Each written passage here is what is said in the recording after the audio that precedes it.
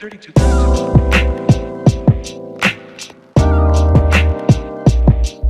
Oh, what?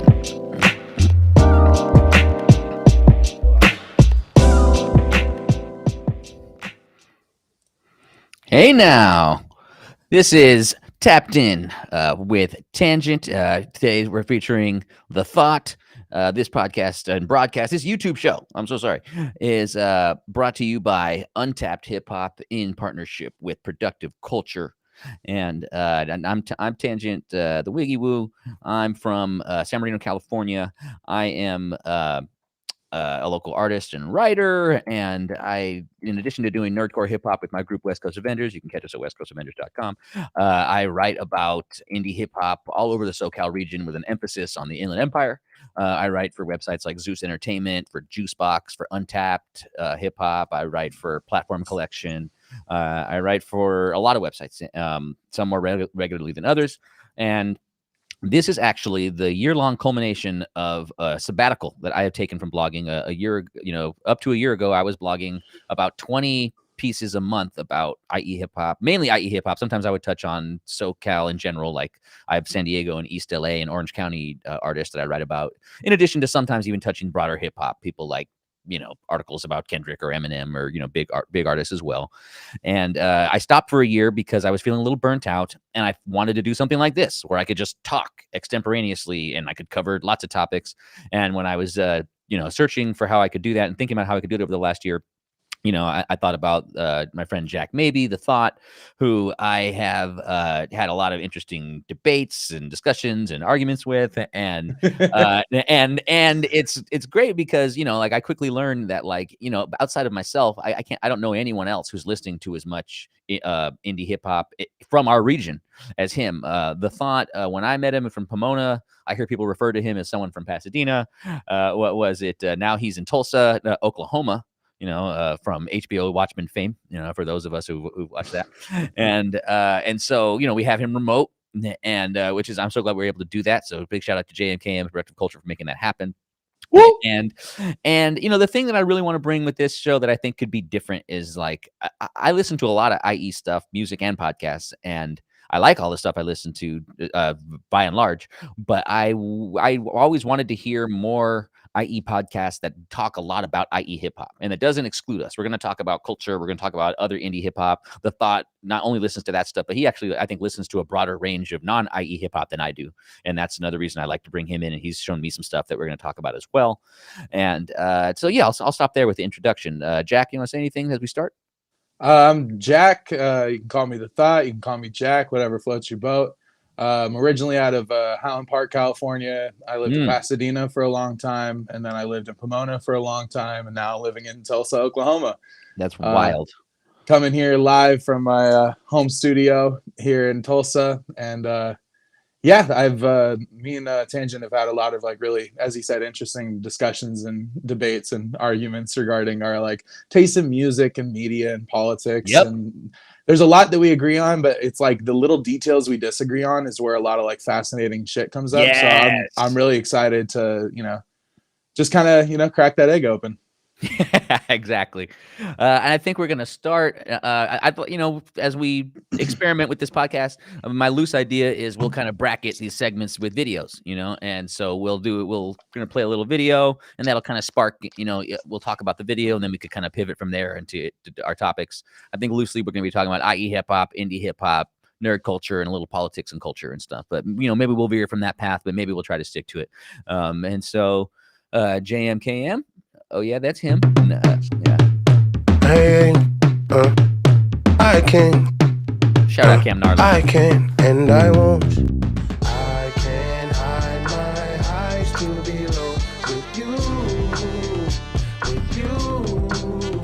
Speaks Geek put his whole foot in this beat. Speaks made this beat? Yeah, Speaks made this beat. Oh, my God. Speaks killed it on this beat. Yes, he did. What's cool in my intro, my exit. Hey, Evaluate on my worth, I got leverage. Brain working through blocks, that's Tetris. I don't take a day off, that's Ferris. When I'm not stacking, I'm embarrassed. When I'm not balanced, I heal silent. Tapped in, her power, I got guidance. Tighten up and reach new horizons. Manifest with your motherfucking chest. Stop praying like a punk. When God throw the lob, you gon' lay it or you dunk. When you're thinking small, then you're already shrunk. Grow up, nigga. Gotta see the bigger picture, panorama vision. Everything in golden glisten ain't for the mission. No, hey, be gentle with yourself for the feels. Oh my God, that is some catchy stuff. So for those of y'all, who want to check the rest of the video, you can look up Cam Gnarly on YouTube, CAM space GNARLY. That's his new video, The Feels with a Z, featuring Ray. In the second minute of that song, she starts singing and crooning and stuff. We're going to be in a situation where we, just show bits because we're more about the commentary. We don't want to go into clearance issues. So we're going to show for now until we figure all that out. We're going to give a little sample of stuff like that. So yeah, what are some of your thoughts on that one real quick? I really love that joint, particularly like that's as once again that beat from Speaks Geek is like it's high key one of my favorite Speaks beats I've heard possibly ever. It's up there. It's a really nice beat, and then I love the vibe on that. The video is really cool. I love how Cam just looks like messed up. He looks stoned off his ass or something in that video. It's kind of great. Yes. He looks like he's chilling. Yes. I mean, him and Ray look like they're having they look like they're in Big Bear at someone's cabin. Yeah, or like Baldy or Mammoth or something. Like, yeah. Well, I might ask them where they found that Airbnb, and because that would be pretty sick. And what was it? I didn't realize that was Speaks. A lot of Speaks' beats are like more chill. And so that was more of a of an aggressive one in a good way. That funky kind of almost like a Curtis Mayfield flip or something like that. Like oh man, I love that. And I think Cam, I think he's such a great songwriter. I like it when him and Ray collab. I think it's great, and it's like that song's only like 2 minutes long too. And that EP it's the Love Is EP. Love Really Is the EP that album is on, or that song is on. And I think it's all a really tight little concept, and it's really clever and well, it's coherent. A really coherent project in general, and I recommend that project. Cam Gnarly's Love Really Is, great features, great concept, great song. Honestly, the last song on there, the song called Love Really Is Love, that one makes me freaking cry every time. I realize I have not decided if I want to do blatant profanity on this. I guess I will. I think we might have jumped the shark on that one. Did I already say that? I think both of us have already sworn on this. All right. Sorry. I got a sailor mouth. You're fine. You're fine. We're rappers. It's okay. And what was it? So from there, we could totally come back to Gnarly as we have to. And frankly, anyone who's covering IE hip hop will. He's one of our main characters in a lot of ways. And so this is not the last time we'll talk about him. Might not be the last time we talk about him in this episode. But I'd be happy to pivot to some other stuff. And some of the stuff I suspect that you have harsher thoughts on, but we could go through a lot of stuff. What was it? And maybe I could even. I mean, we'll do our best to kind of move through and see. So I sent Jack a lot of IE hip hop stuff that I've been listening to recently. Jack sent me a lot of broader indie hip hop stuff, and then we're starting to send each other a mix of stuff too. But some of the first stuff I sent him was stuff by LA Deuce, Do the Damn Thing, Cass One, and Selfie, Adam et al., formerly known as Fame Kills. So I kind of wanted to touch on those a little briefly, but we could also go to some of these other ones that the Thought sent me. Like, let's start with some IE ones. Yeah. I think that makes sense. So this LA Deuce album, Cuban Links and Gold Ropes, right? So LA Deuce is a young cat. He's a lot younger than me, and he's from San Bernardino. And I work with a youth group called Chords, Chords Hip Hop and Youth Enrichment Program, and we've done a bunch of youth hip hop programs all over the area. I've done stuff in the High Desert, Fontana, San Bernardino, Rialto. I've gone to different parts of the IE doing hip hop with kids. And to be specific about that, we'll do everything from like setting up a mini studio setup like this in a high school classroom, or we'll do something like doing like teaching them about 16 bar structure, like on the chalkboard kind of thing. And like, you know, I'll write up like a Shakespeare sonnet that's like a 14 line sonnet. That's kind of like, to me, that's kind of the origins of how you got to the 16 bar rap verse, is the 14 line sonnet and the iambic pentameter of it. Like there's a lot of the roots of rap, you know, when you look at that kind of older poetry. So I would teach about that and teach about 16s and stuff like that. And honestly, it's really magical and a beautiful, rewarding thing to see kids light up with that kind of thing.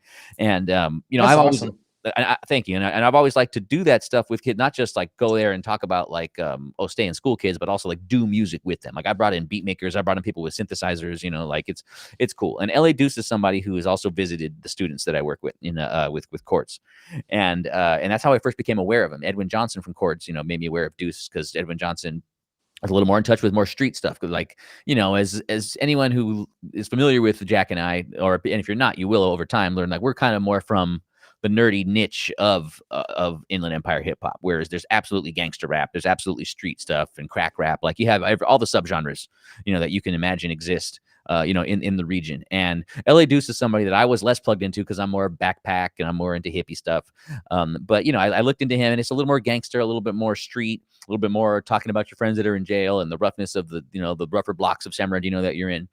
And so, you know, it's not my flavor, you know, but I like to think I could recognize when something's good. And I always could tell that there was like a cool energy about him. He's always had a big following. People like LA Deuce. But his latest album, Cuban Links and Gold Ropes, I think is like the best example of the kind of thing that he does. It's almost on some Nipsey Hussle shit, where he kind of transitions from the gangster shit to kind of like, oh, I'm making my life positive. And, you know, he has songs dedicated to homies that have passed away and stuff like that. And yeah, I thought that even though this isn't that kind of street rap isn't always my favorite kind of thing, I appreciated the growth that I saw in him. And I think that was perhaps the difference with you and I here. And I don't blame you. You know, he has like 6 or 7 albums, and I've had months to, you know, to go over all his stuff. And I think this was the first whole album of his you listened to, right? Yeah, I had actually never heard of him before you put me onto this album. Yeah. Right. And so, you know, so I can understand, you know, not you know, context is a lot, right? And so for me, it's like having heard his other 6 albums, it's like, oh, I like the growth I hear here. I think the flow is better than it's been. I think the lyrics are better than they've been and stuff like that. But I know you were thinking kind of differently, you know, about this one. Oh, I mean, I did enjoy this record, and I think there was like a lot of like cool material on there. Like first things first, like when I hear the term golden links in an album title, like you think of Raekwon, Cuban Links, the fucking Raekwon project, yeah. That's like when you use Cuban Links in your album title, you're invoking like a big pair of shoes to fill, and like doing that, I think almost like is a stubbing of his own toe a little bit. Like maybe. Yeah, it'd be like, you know, some like one of us dropping a project that's like to pimp us, or like to pimp us something, and it's like, yeah, that's not gonna go as good as you think, fam. Yeah, that's a really good point. I think that's I'm glad. I think critique is fine as long as there's something interesting to it, and I think that's a really good point. You know, yeah. And what are you invoking with the title of your album? That's a good point. Yeah, and I did enjoy quite a few of the tracks on the project. I will say I think there were a few parts that were like a little repetitive, and I felt like the project on an overall was like a little on the longer end, and they probably could have trimmed like 3 or 4 joints down and kind of brought it to a little more cohesive of a project, because it was like 16 or 18 tracks, I want to say. Like it's a thick boy of a project, you know what I mean? Totally. But overall, it wasn't bad by any means. I enjoyed it. It's not like it's not really like the type of hip hop that I'm like gonna like casually listen to all the time, but like same. I mean, so that was one that I did like. It was a cool listen. I was like, oh, this isn't bad. This is all right. I mean, and I've finally gotten to that point, maybe because I've gotten soft in my old age or whatever, where it's like I'm excited to hear the shit that's not my shit. You know, where it's I feel that this isn't my flavor, so I'm actually learning something with this. And you know, I've been writing about IE hip hop since 2014, so like 7 years now, and I've certainly had people tell, 8 years, Jesus, and we'll be 8 years at the end of this year. So I've heard people say like, oh, Tristan, you're a nerd and you're half white and you ignore street stuff, you ignore some black stuff, you ignore gangster stuff. And you know, so me checking out LA Deuce is another example of me trying to broaden something that Jack and I were talking about the other day, is how sometimes it feels like someone meets a circle of IE hip hop artists and then they think that they know everybody, you know, and it's like, no, it's massive. Like it's freaking massive, you know, and even there's when you know easily 100 plus. like active artists. Like Yeah. it's wild. It's wild, you know. And so he's been one of those people who people are like, oh, you're sleeping on this guy. You're sleeping on this guy. You're sleeping on. So that's why I listen to all 7 motherfucking LPs this fool has. So people can't say I sleep on LA Deuce anymore. LA Deuce, I got love for you. I think Cuban Links and Gold Ropes is like a 6 step, you know, on your path, and it's my favorite record, you know, of yours so far, you know. And so yeah, you definitely make me want to go back and listen to like at least the one before this, so I can sure like to hear a little more of the growth. you hear some of that growth, because like that's like a undervalued aspect of like listening to music and like having opinions on it, because sometimes an album that might objectively only be like a 6 or 7 out of 10, but like if their last project was terrible and the one before that was even worse, and they finally are dropping something that's like that, it's like, well, this is great, keep doing this.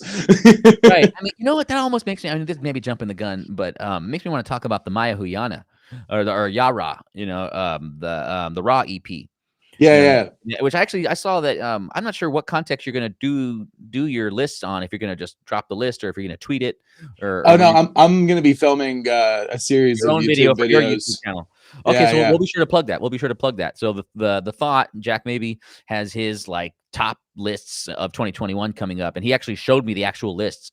And it's peppered with some IE stuff, it's peppered with indie stuff, it's peppered with bigger stuff, and there's also like peppered with categories that like he has like a most overrated albums category that's gonna piss people off. And so I'm looking forward to that. We'll plug that when he does it. But I saw that one of the albums that he listed on his top EPs of 2021, if I've got this right, was Yah-Ra. Yeah, that made it on the top EPs. I think it got it's like number 9 or number 8 out of the top 10. Yep. Formerly known as Maya Huyana. I believe she's Is from she? I think she's still Maya Huyana. I think this is like just an additional alias. Yeah. I mean, because she still has both profiles exist on Spotify. Maya Huyana and Yah-Ra. But she dropped a EP a couple months ago called the Raw EP, and it's really funky. It's really G funky in a way that I so appreciated. And you know, so a lot of women that are rappers have to kind of balance this thing of like leveraging their femininity while also coming off as like sufficiently hard, you know, as a rapper, even just like the solidness, the solidity of their voice and their flow, and it coming off in a hard way that's kind of aggressive, you know. And it's like, and yeah, one of the cool things about her was always that like she has like a you know, an alluringly like cute and soft voice at times, but she's a spitter, you know, and like she's into hip hop, and you could tell by the kind of stuff that she writes that like she's into lyrical hip hop, into backpack hip hop. And I feel like this latest EP is the best balance of that she struck, where it's like I still hear the alluring and like attractive femininity of her voice and her persona, but like the flow is like jail bars, you know, it's like stack, it's metric, and it's like really solid, and you know, the lyrics and the schemes, you know, like the technique, you know, her technique as an MC, but also like her mic presence. It's just like it's more aggressive and confident of itself in a way that I think that she's always been working towards. And so, like with the LA Deuce project, I'm like, this is, I think the dopest project I've heard from her yet. I think it's the most growth from her and the most like just most technically sound as an MC project I've heard from her. I've always loved her singing. You know, so I like that she goes back and forth between the singing and rapping and stuff like that. And so, what got it on your list? A lot of what you're talking about lines up with like where I'm at. Like it's definitely the most growth I've heard from her on one of her projects so far. Like, and I totally agree that as far as like the technique, as far as like her writing has improved a lot. I also do really like the fact that like she doesn't put on some like fake the way like Nicki Minaj does, like where she puts on such like a aggressive fake voice when she's rapping to come off like she's tougher than she is. Like, yeah, I think there's a lot to be said about you know, that's Maya a good point. Yah-Ra. She could have just done the growl like Nicki if she wanted to, but and she doesn't force that. She just kind of naturally just kind of cools through it, and I dig that authentic, this is just my voice as it is, here's what I sound like when I rap kind of thing that she's got going. I do like that a lot. Yeah.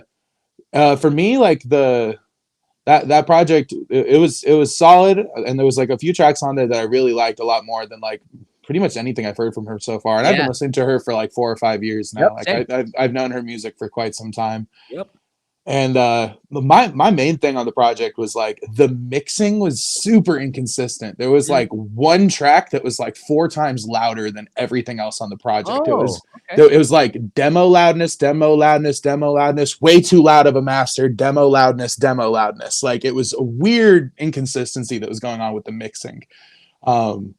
And I know for the most part she mixes her own stuff, but I wonder if the track that sounds way too loud compared to the rest of the joints was maybe one that she had mixed by someone else. And it's just, there's like, because of that, they didn't like volume match or level match with the rest of the project. I'm not sure exactly. And you're talking about the Raw EP? Yeah, the Raw EP. There's like one track on there, especially if you're listening on like monitors or in your car, it goes from like very mild to like one track just being redlining. Okay. Dang, I'm pretty sensitive to that stuff, but you have a very sharp ear, and so I think you probably noticed that definitely more than I did. And sometimes I'm listening to stuff on my computer monitors too, and so maybe I'm just adjusting it and not even realizing. And so that's something I'll definitely check for next time I bump it, because I do want to bump that funky ass little 5-track, 6-track EP again soon. And, yeah, it's definitely a fun listen. Yeah, and what was it? And as far as the real voice thing, I think we all put on a level of artifice, a level of like a persona in a good way, an artistic, like an actor playing a role. I mean, it's a performance, like right. Yeah.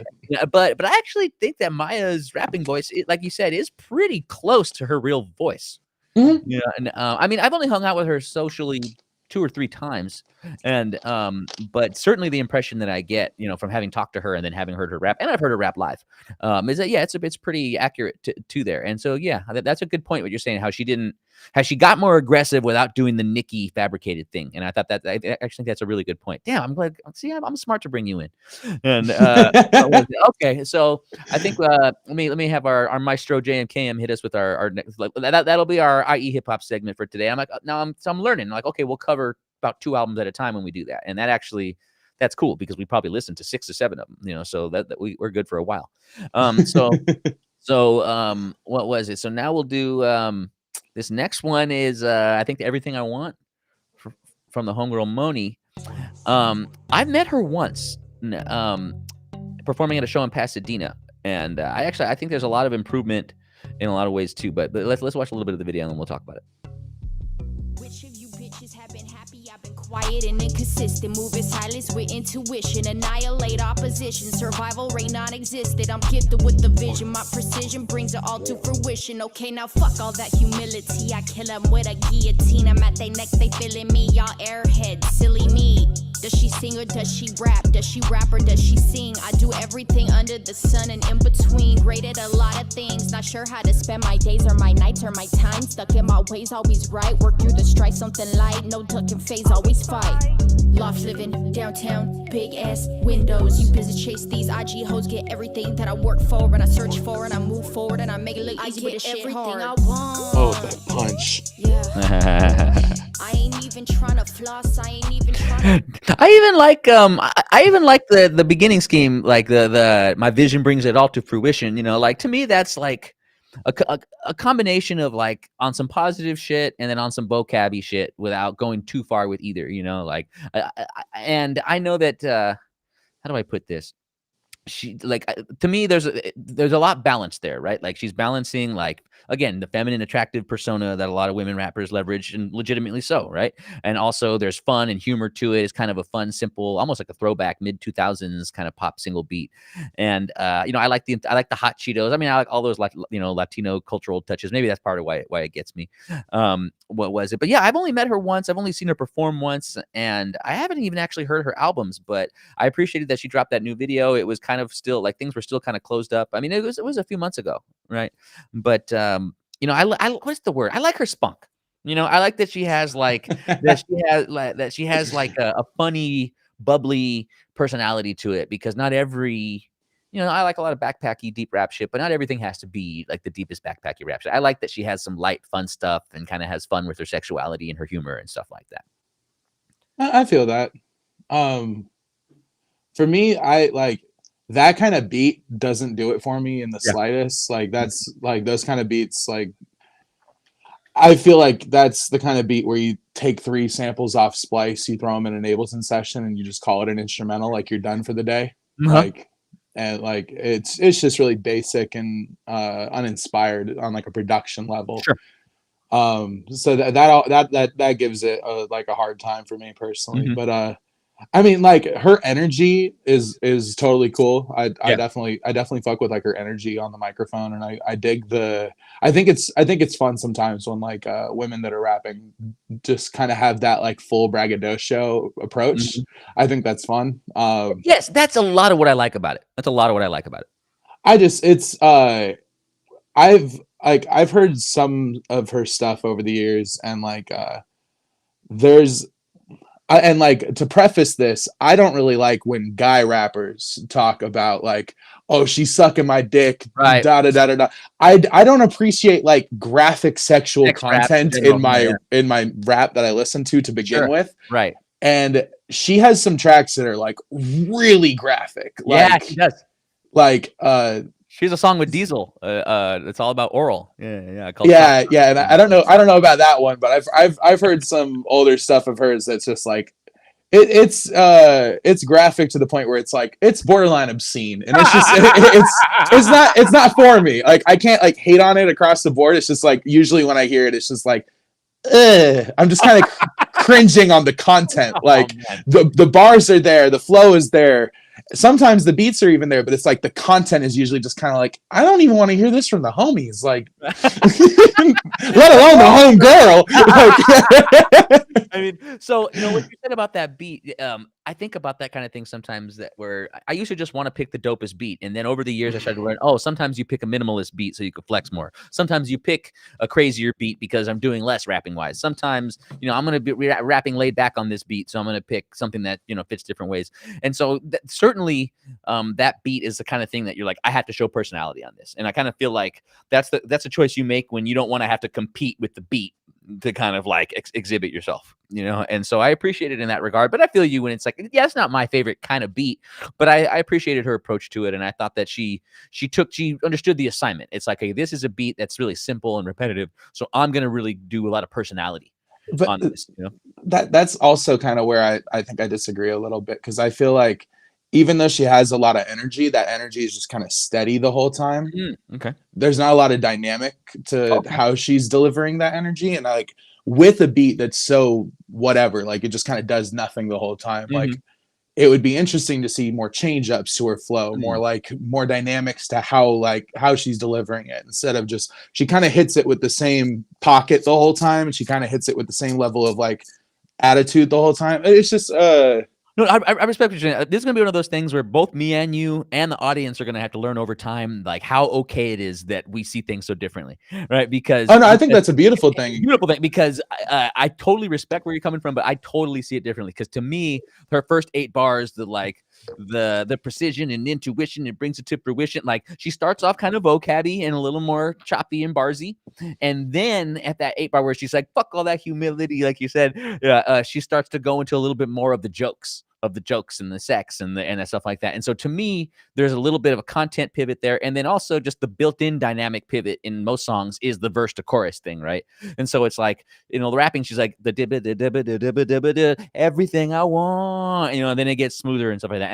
And for me, I appreciate that, and but I totally respect where you're coming from about it. And I feel what you're saying. I just mean more like within the verse, because like even between those 2 sections you're talking about, I feel like the pocket she's in doesn't change at all. Like she kind of hits a couple phrases differently, or like spaces them out a little bit differently, but like where she's trying to land on the scheme kind of never moves. It's always like right on the line, and it would just be interesting to see her kind of like vary that up a little bit. Okay. What was it? I'm gonna actually go and listen to her album sometime soon, and then Does she have any full length albums? I've only ever seen singles. Yeah, but there is an album, and I think it's from like 2018 or something. So I'm gonna go back and listen to it and revisit this topic, because I mean, let's be honest. So the Inland Empire is a smaller area than Los Angeles, right? And so the 5 to 11 women that are actively doing it are kind of the 5 to 11 women that are actively doing it.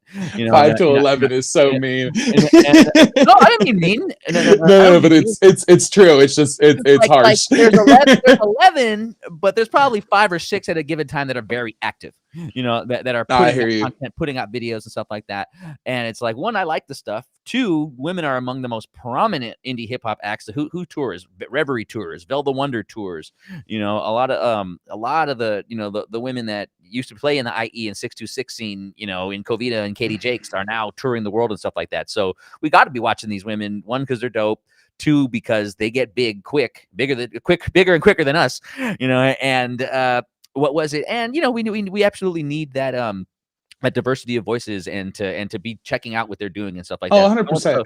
So I'm gonna go back and actually listen to her album and have some more thoughts on her, because she's someone who's actively doing it and putting out content, putting out video. I mean, even you know, you and I both know how much of a bitch and how much resources, how expensive it is to make a music video, you know. And so I really appreciated that she dropped something fun a couple months ago for us, and we'll definitely come back and talk about her work.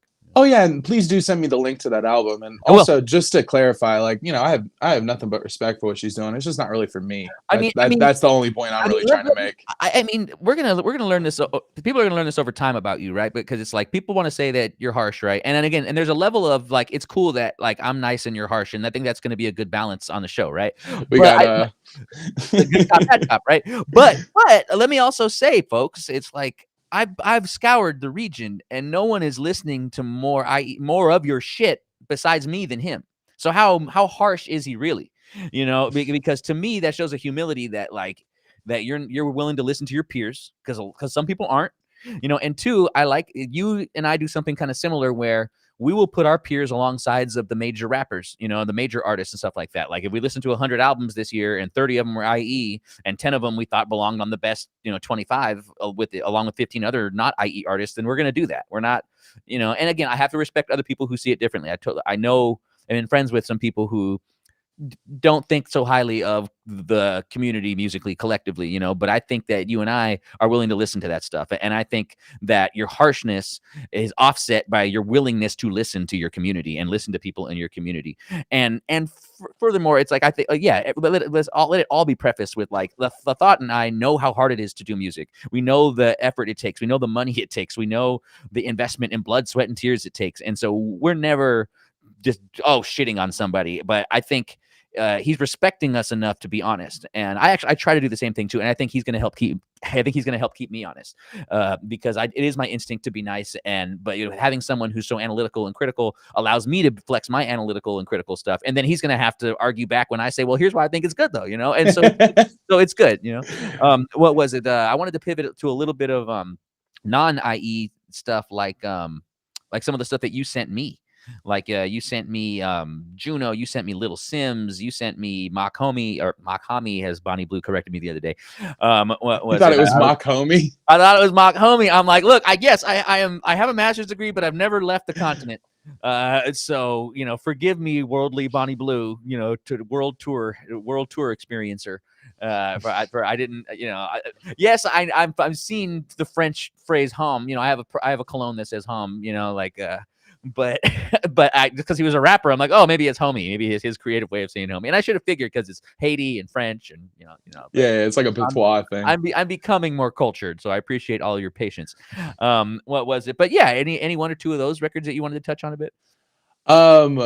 Of that first batch you sent me. I'm down to talk about any of those. That batch I sent were all like some of my like top records of the year. I feel like I keep starting them off, so I totally can keep doing that. But I want to let you see. If I mean, it is tapped in with Tanjint, but okay. but if we want to start with anything, I might want to suggest that we start with that Remy Wolf record, Juno.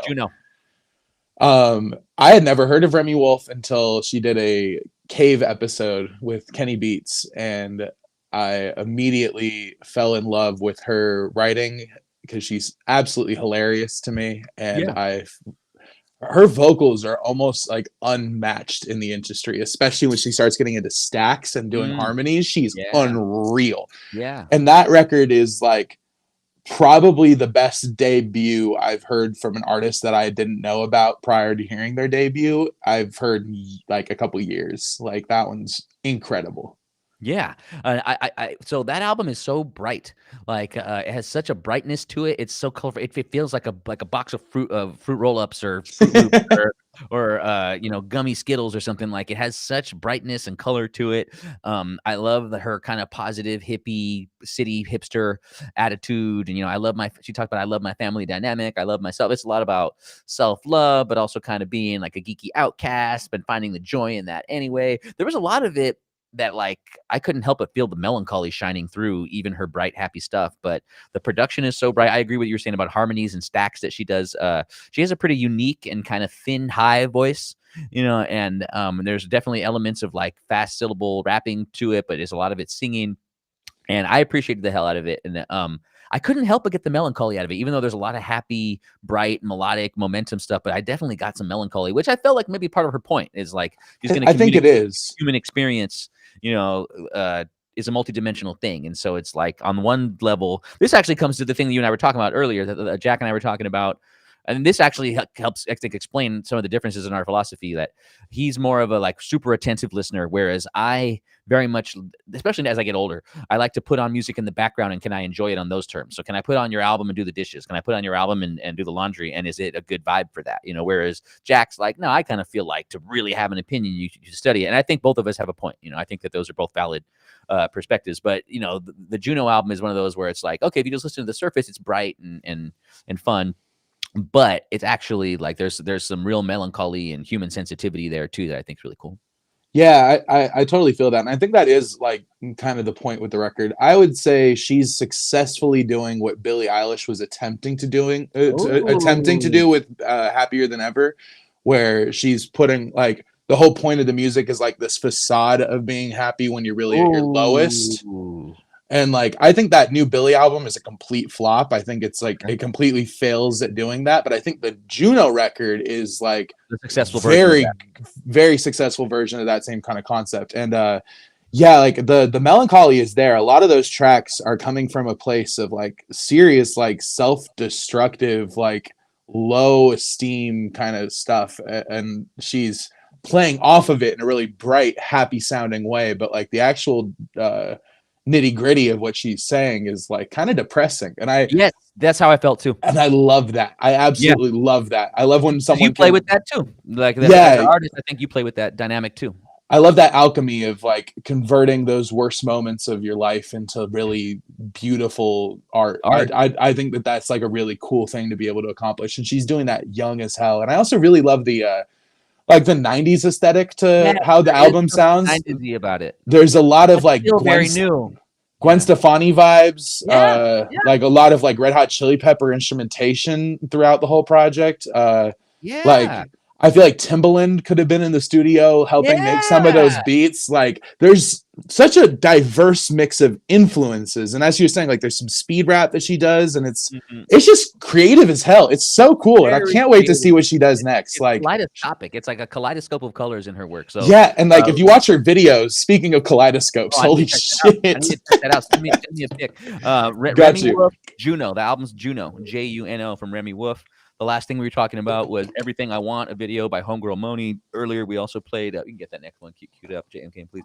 Earlier, we were talking about Cam Gnarly, The Heels, and his Love Really Is EP. We also talked about the Yah-Ra, the Raw EP from Maya Huyana, a.k.a. Yah-Ra. That's YAH-RA. We got JMKM in the studio here at the Productive Culture Hub at Union Co-work in Glendora. And we're pulling up our third video, which is Cuidado by Weapons of Mass Creation. I was lucky enough to see these fine folks open up for Bell the Wonder 2 weekends ago at Mission Tobacco Lounge. I've never seen that venue so packed as it was for Vic Jagger, Weapons of Mass Creation, and Bell the Wonder. And we'll talk about it a little more in a sec.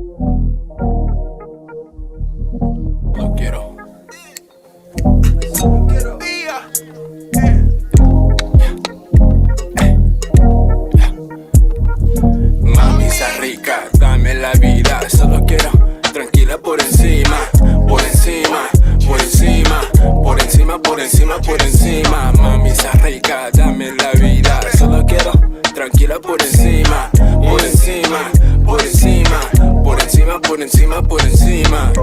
Estamos prendidos muy bravos, mi lumbre no queme pa' abajo.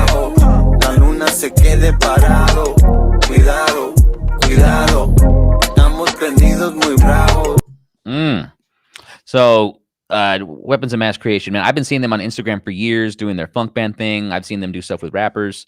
They have rappers in their group. And yeah, I saw them 2 weeks ago, so in person for the first time. Got to smoke a joint with them after. That was awesome. And they are they're incredible. They sound like, they remind me of Gil Scott-Heron's 70s backing band, the Midnight Band. No relation to Midnight Society, which is Cam Archer's band. And but yeah, the Midnight Band from the mid 70s albums where they did Winter in America and some other stuff, and it reminds me of them, but they have rappers too. And Gil Scott-Heron was kind of an early rapper himself, so I guess that makes sense. I don't know if that's that's what I should have asked them when I met them. Hopefully I get to meet them again. But yeah, before I go on, what do you think of that video or the song? The song was kind of a jam. I really like the last bit of the track where the chick comes in and she's singing. Yeah, I love her flow. She's killing that. Like the rest of the track is very simple, and she comes in and she's doing some like really intricate stuff with like her phrasing and with her tone. I really like her section. I almost wish it was longer. I saw a comment in the YouTube page saying the same thing, and I was like, yes, you get me. That should be she longer. is the lead vocalist in their group. Oh, okay. Well, that makes a lot of sense. But this song is kind of, you're making me realize this song is a kind of a rarer instance of them like kind of all sharing, like most songs they do, she sings it all, and then in between her, some of the rappers drop 8s and 16s and stuff. And I think that works really well. But I appreciated that this song had a little bit more of the reggaeton, a little different kind of pop vibe. This one was almost more of a reggaeton hip hop than the kind of usual 70s funk band stuff they do. So yeah, I was gonna say it feels very hip hoppy. So I was surprised when you said that like most of their music is like 70s kind of stuff. It's totally 70s funk band. Yeah. I just went and found them on Instagram and followed them. I'm gonna like peep out more of their stuff because that's the first I've heard of them. Yeah, myself, but like, yeah, they're killing it, and they blew the roof off the place at the MTL 2 weeks ago. I have opened for Abstract Root and AC Alone at the MTL, and I'd never seen that venue as packed as it was for Bell the Wonder and Weapons of Mass Creation. That's awesome. It was awesome. Maybe a little dangerous in these times. I'm going to assume everybody was, vaccinated and properly prepared. I certainly was. I'm vaccinated, boosted, and but yeah, it was packed in there, and it was an awesome time. I smoked a joint with them after. They all seemed like brothers and sisters or something. They all packed into like a pickup truck after. I don't know how there's like 9 of them. What was it? But they're awesome, and I listened to their album Labor of Love, and that was really cool too. That definitely has some 70s vibes to it. Yeah, I'm gonna peep out more of their stuff. I appreciate you putting me onto that because I hadn't heard of them, and it's like speaking of Belle the Wonder, she's been like really like on her game recently. That last project was really solid. You want to talk about Trophy Wife next time? Next time you and I talk? I'd be down. It's like I feel like we're a little late on that though because that came out I want to say like early 2020. So it's not only from last year; it's from multiple years ago. Yeah, I mean, something that I do to get around that blogging is that I would listen to someone's whole discography, and then it's like, okay, I'm gonna write about a retrospective on this person's whole shit because I probably, I've opened for Belle, I've heard her stuff for years, but I had never actually gone through her discography like that. So maybe I'll do that in an upcoming episode. You and I could talk about all her work or something. Okay, shoot me a list of links that we want to cover because I don't mind going back and listen to a bunch of stuff. She's important, it's like I remember opening for her in 2009 at Katie Jakes and Covina for 8 people, and now she tours the world. Last time I played with her was like in Riverside in 2014, and that was like a little like graffiti garage, and again 20 people or less, and then the next time I saw her 8 years later at MTL to a absolutely packed house. She was like a Latina St. Vincent, and so yeah, it was awesome. And so we'll come back and talk about her too. So now we're in our third segment, and I think we should talk about you said you've been watching Peacemaker. Oh yeah, I'm fully caught up on Peacemaker. No, okay, so there was a Suicide Squad movie a few years back that introduced the Harley Quinn character. No. Yeah, that did introduce the Harley Quinn character, and then it didn't do so well critically with the one with Will Smith. So they did a reboot with Idris Elba. So bad. There's a lot of bad things about that movie, and although there's some things I like about that movie. And about the original Suicide Squad movie. Yeah, I mean, like I like that there's a Batman Joker Harley sequence in it. It's he's not perfect in it, and they don't use him perfectly, but I like that Will Smith's in it. Like there's things I like about it, and I mean, Will Smith plays a great Will Smith. I'll give you that. Why you don't want me, man? And what was it? So okay, but then there was a reboot with Idris Elba, and then that introduced John Cena as Peacemaker. Who knew that John Cena was such a better actor than The Rock? Like, how did The Rock get? Oh, okay. D. Will from Untapped is telling me he knew, and that he knew that John Cena. He's like, you can't see him. How is that? How is that? You can't see him. What was it? So yeah, John Cena is the Peacemaker, and I actually think that this would. I mean, we don't have to, but this is a good pivot into politics too, because the Peacemaker is a very political show. It's a more so than anything since HBO's Watchmen show. I think kind of tries to bridge the line between talking about superhero culture and how it ties into racism culture, because it kind of talks about like Ku Klux and their costumeness and how police were part of a white supremacist vestige institution. And Peacemaker, they talk a lot about how he's a racist superhero, or his dad was a racist superhero, and I think that's super interesting. You know? I don't think Peacemaker goes anywhere near as in depth as like the Watchmen series did about like how those concepts interrelate. Like I feel like Peacemaker is more like it touches on it. It's like part of the dressing. Yeah, I feel like it's more just like this superhero just happens to be a white supremacist, or this white supremacist just happens to be a superhero. I feel like it's not really saying like the history of white supremacy and superheroes are connected and intertwined. I don't feel like it's trying to say any of that. But I will say, it sounds like you might have missed Lovecraft Country. Oh, I did not. Yeah, I didn't. Bro. Yeah. Yeah. No. Yeah? That is the one after Watchmen that you should have watched, because that is a really good show. Speaking of me being at Tulsa, that's another show that dives into the Tulsa race massacre in a really interesting way. So that one talks about Tulsa too? Oh, yeah. Oh my God, damn. And RIP to Michael K. Williams. He's one of the main actors, and his character like is no, I don't want to spoil it, but he like essentially is able to like go back and relive the day of the race massacres starting in Tulsa. So like it's an intense series, and it's such a fucking shame that HBO canceled it after one season. It really was supposed to be. It was supposed to be like never stays canceled anymore. It's like a villain in a comic book. I mean, it's canceled on HBO, so I'm hoping that like a different program picks it up. Like people loved it. It was huge. Yeah, but apparently, I have a feeling the second season of Lovecraft Country was about to go way, way deeper politically in a way that they didn't want to. That HBO was uncomfortable with. They're like, we're gonna get our offices bombed if we do this. We can't go that far. But yeah, Peacemaker's been like it's been like interesting to see how they're like the DCEU, is that what it is? Yeah, how they've been kind of like retconning all the Snyder stuff and trying to like kind of soft reboot with a much like lighter tone and a little more fun going on. And Peacemaker's been really fun so far. I love Vigilante and I love Eagle-E. It's wild how Vigilante grows on you, because at first he's like uncomfortably nerdy and uncomfortably like psycho, but now I'm like, okay, he's one of the homies. He's one of the homies now. I'm with it. You know? The scene that sold me on him was when he went into the jail to troll the White Dragon, and he's like, so which one of you sister fucking Sloth from the Goonie looking motherfuckers? That is incredible. And the fact, because I thought he was gonna do all that and then just get his own neck snapped, but then he really kicked like 2 or 3 of their asses. Oh yeah, he beat 3 of their asses. It was great scene. That awesome. Cracked me up.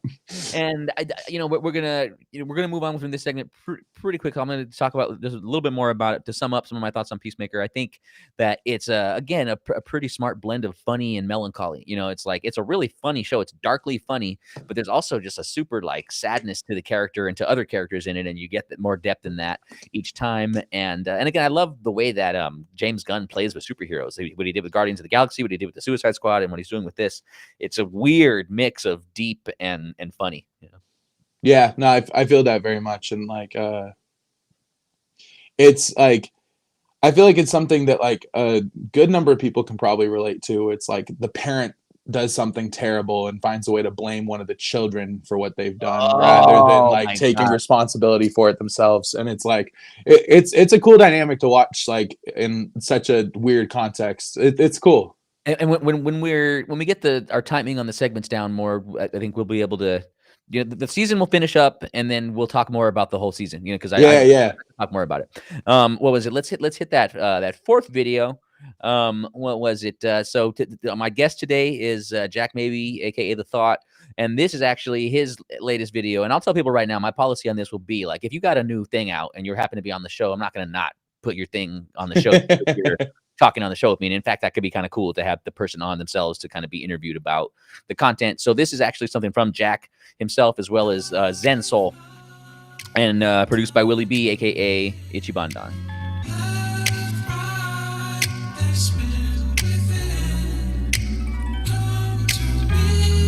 Oh yeah, I got questions for you about this video.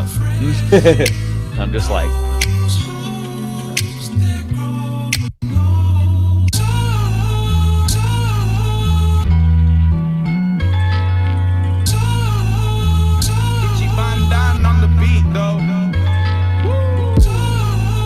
Cherry picking grave robbers. It was Bush, not the Clintons with the gay daughter. Slurry made from rainwater, mixing in with construction, a little brain fodder. What's that over yonder, butter? Pile of the money that I squandered, every path I wanted after crashing planes I chartered. First you gotta mean something. If you wanna be a martyr, if I wanna be a father, gotta reckon with this. I shouldn't even bother if I'm God in a fifth, cause the odds of burning gardens out the... oh man, your flow is like bricks, man. What was it? So let me ask you some questions about it before we finish up and talk about it a little bit more. Where is that? Where is that 40 years in the desert? We're in Jerusalem, bro. Come on. Okay. No, to be entirely real, we filmed all the desert scenes up at Pismo Beach. Oh. Yeah. So we spent wow. a weekend up in like the San Luis Obispo area at Pismo Beach doing the shooting, and then all of the scenes where it's like us around the table that's meant to be like kind of in that tent we're walking into with like a TARDIS bigger than the inside kind of vibe. Yeah. But we filmed all that at just like a video studio in Los Angeles once it's all the table scenes. So is the charcuterie real or is it plastic food? Oh no, it was real food. We were grubbing. Like if you watch the behind the scenes, there's a whole thing at the end about how the bread was just killing it. Like we were all just like I think we ate like 2 full loaves of bread between the 6 of us at the table. It was bussing. It looked fun. It looks like you have Moody, you have Johnny Bars, you have Zen Soul. Who else is in the video? Then we also have Schmo Bandy, aka Smokey the Bandit. Oh, I saw him. I performed with him a couple weeks ago in Fullerton. Yeah, and then the last dude in there is what's his name? Junior Pardo. He is Ilsamar's like nephew. Okay, Ilsamar's in Long Beach now, right? Yeah. Her and the video was directed by Amalia. The two of them both live in Long Beach. And what was it? The Junior Pardo lives in Long Beach too. I don't know if he lives in Long Beach. I'd only met him during the shoot and stuff, but like I chat with him on like IG now. He's a cool guy. Awesome. Yeah, I think that's the only person I'm not familiar with from there. I'll have to follow him. Yeah, he's cool. I think he might like make music, but I know he does like graphic design and stuff. So always need more graphic designers. Oh yeah. And what was it? It didn't get to the chorus, so y'all should check it out. Sons of Jerusalem by The Thought and Zen Soul, produced by Willie B, aka Ichiban Don. I really like that chorus. Is the part that gets stuck in my head. Will Medusa them, and what is it? I like it a lot. I like the beat. I've been actually talking to people about how like boom bap is totally coming back right now. Like boom bap and pleasant beers. I feel like there's been a backlash against IPAs and trap beats lately. Like people are like, give me a smooth beer and a boom bap beat again. Let me get comfortable. I don't drink, so I don't have any context regarding the beer thing. That's the totally alien concept to me. All beer tastes like bitter to you. Yeah, all beer tastes like sewer runoff to me. So like I can't differentiate between a smooth beer or a harsh beer. So, but I will say, yeah, like there definitely is a renaissance happening with like boom bap production right now. I think people realize that like a lot of like what has been like pushed by like the mainstream labels has been like very cookie cutter for a few years now. Yeah. Like, you could kind of like swap out the beats on any of the top 40 artists projects and like you wouldn't even really notice. It's kind of been just milk toast on a production level for a while. So it's good to see like boom bap getting a renaissance, and I would like to shout out Griselda for the part that they've been playing in that. Absolutely, Griselda, and then also like Freddie Gibbs and Alchemist, like for their contributions. But yeah, Makami is he's actually one of the original 3 members of Griselda. I thought so. Yeah. And then there was some kind of personal differences between him and Benny the Butcher. So that's like why he's not as part of that. He wasn't for a long time, but now he's actually like Makami is now more Griselda than Benny the Butcher is in a big way. yeah, it's kind of like a switch that's happened in the Like Snoop last on year. Death Row and Corrupt used to own Death Row. And Yeah, then yeah, Kurt owned it, and it's a yeah, yeah. trip. Yeah. Yeah, and so what? I mean, I played with Zen Soul in Claremont before. I've seen them, prominently, featured in a lot of things. They're amazing. You have a handful of songs with them and members from Zen Soul. Oh, I mean, I made a whole SoundCloud playlist of all of our collabs, and Okay. that playlist has 37 songs in it. Oh my God! So you guys have Yeah, whole albums of stuff together. Yeah, they're awesome. So Z, I is it love two them. words Yeah. or is it one word? What? When people look them up, is it 2 words or 1 word? Zen Soul. Oh, it's Zen Soul, and then you can find their individual pages by looking up Zen Stokely and Jay Solstice. Those are the 2 Awesome. members. Yeah. All right. So we're approaching the end of our hour. So let's continue with that as far as shouting people out and putting some links out. This has been brought to you by Untapped Hip Hop in partnership with Productive Culture. So shout out to D Will, JMKM, putting the logistics of this together. Thank you to everybody who stuck around for the stream and gave us our first episode. Thank you to my guest, Jack Mabie the Thought, for his his ears and his analytical mind. What is it? Thanks for having me. Absolutely. So this is streaming at youtube.com/untapped hip hop, or you could even just look up Untapped Hip Hop in YouTube, and you'd be able to pull this up. Untapped Hip Hop on Instagram. Productive Culture's Instagram is Stay Productive, or is Productive Culture. So at Productive Culture, is Productive Culture's Instagram. They have a YouTube channel as well. I believe that you're launching a YouTube channel, right? Yeah. I'm about to be taking a lot more content onto YouTube, such Including as your like upcoming my reviews. yeah, because I It's top for 10 years lists, years now I've done like top lists at the end of the year, and like I'm trying to take that to a broader audience and like put a little more effort into it. So I had the list already and all that. I'm just The list gonna is cool. appreciate that. Yeah, so I'm just gonna be filming that and editing it, and then posting. I think it's going to come out to 5 separate videos on YouTube, like a worst of makes sense, most. because you had like 8 lists on that list. Yeah. Whoa, you just got so much louder out of nowhere. Yeah, you had like 8 lists on that list, so that makes sense. And I'm gonna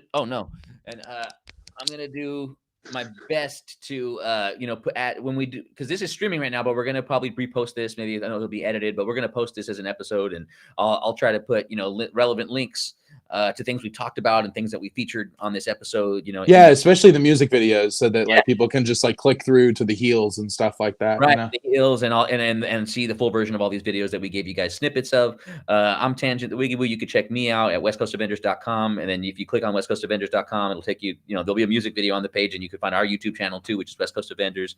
What was it? So Tanjint Wiggy 8. It's like my name spelled right there, but one word on Instagram at TANJINT WIGGY. He is the Thought here, and he's also Jack.Mabie. So Jack.Mabie on Instagram. Yeah. On Twitter. Yeah. Right. And this has been Tapped In with Tanjint. We're gonna do more episodes with me and the Thought, doing remote, and then also gonna do episodes with me in a panel, which tentatively is gonna feature Sham from West Coast Avengers, Orchid, Calligraphy, Belzar, some other folks in the community that I've been sharing music with, and that they're gonna talk about it with. And so you'll see me in the Thought more, you'll see me in the panel more.